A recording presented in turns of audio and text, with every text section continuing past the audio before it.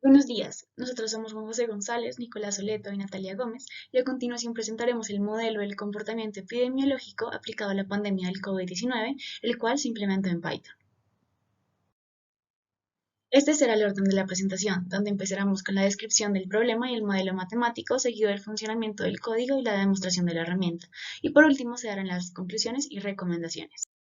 Como bien se sabe, desde que apareció el COVID-19, enfermedad a causa del SARS-CoV-2 en el 2020, este ha afectado a 192 países, dejando más de 150 millones de personas contagiadas y más de 3 millones de muertos. Por estas altas cifras, las medidas preventivas de los gobiernos y las recomendaciones de expertos han sido quedarse en casa, el distanciamiento social y el uso continuo de tapabocas para evitar la propagación de este, pues el cuerpo humano ha mostrado tener una respuesta inmune diferente al recibir el virus. Cabe resaltar el esfuerzo de la comunidad científica por los estudios realizados para la creación de las diferentes vacunas. Ahora bien, todos los datos que se han logrado obtener son de gran importancia, ya que se tiene como objetivo estimar el comportamiento epidemiológico a partir de los modelos matemáticos y computacionales con el fin de determinar mejores decisiones respecto al manejo de la pandemia. Un modelo matemático se utiliza para identificar, comprender y simular las características del comportamiento de un sistema real, normalmente para lograr predecir su comportamiento futuro. En este caso, el modelo se basa en el modelo SIR, es decir, susceptibles, infectados y recuperados, aunque se tienen dos etapas adicionales. La primera hace referencia al porcentaje de la población que se expuesta al virus, pero no presenta síntomas, y la segunda indica el porcentaje de la población que muere debido al virus. En el gráfico representa el sistema dinámico donde se relacionan las variables y parámetros del sistema.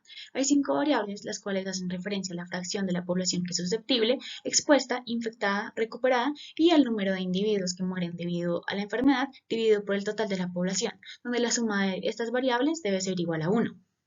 Bueno, y respecto a los parámetros que se utilizan en el modelo, estos son la tasa en la que aparecen los síntomas en los casos expuestos, el factor de contagio entre poblaciones susceptibles e infectadas, el factor de contagio entre poblaciones susceptibles y expuestas, la tasa de reinfección, la tasa de recuperación de los casos infectados, la tasa de recuperación de los casos expuestos y la tasa de mortalidad de los casos infectados. Y aquí a la derecha se puede observar el sistema de ecuaciones diferenciales que se utiliza.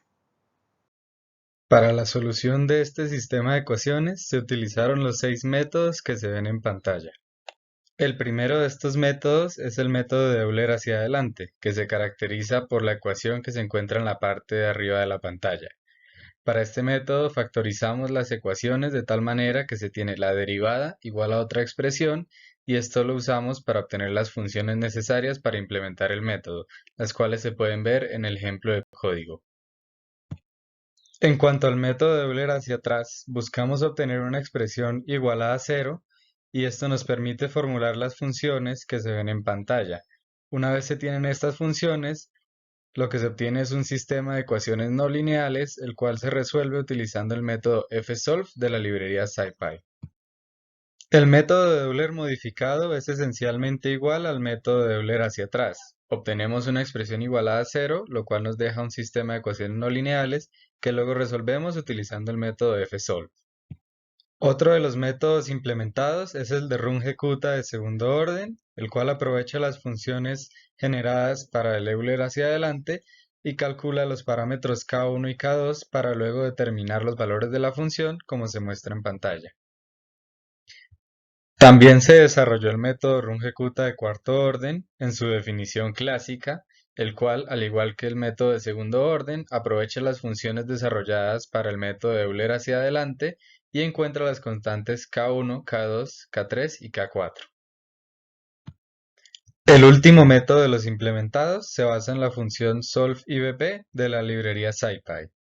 En este caso, se genera una función del sistema aprovechando las funciones definidas en el método de Euler hacia adelante y luego esta función es una de las entradas de la función solveIVP junto con los parámetros y las condiciones iniciales. La función de SciPy luego ya se encarga de generar la solución para cada una de las variables.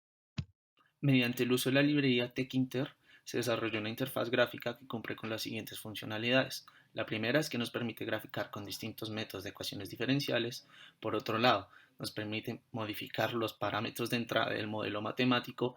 Tercero, nos permite filtrar las variables que queremos observar en las gráficas. Finalmente, nos permite importar datos de las gráficas y asimismo exportar los datos de las gráficas.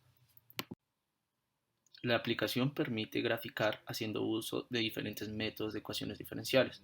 entre los cuales se encuentran Euler Forward, Euler Modificado, Euler Backward, Range Cuta segundo, Range Cuta cuarto y IBP. En la diapositiva podemos observar dos ejemplos, correspondientes a lo que es Euler Modificado en la parte superior y a Euler Forward en la parte inferior. La aplicación permitirá al usuario modificar los parámetros del modelo ya escritos anteriormente. Esto permitirá observar el comportamiento del mismo en distintos entornos. Otro requerimiento desarrollado en la aplicación fue la posibilidad de filtrar variables en las gráficas. Como se pueden observar, se definieron 6 variables, las cuales el usuario puede decidir cuáles ver y cuáles no ver.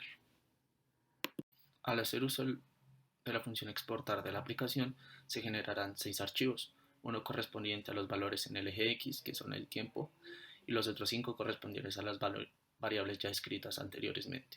Estos archivos se guardarán en formato binario.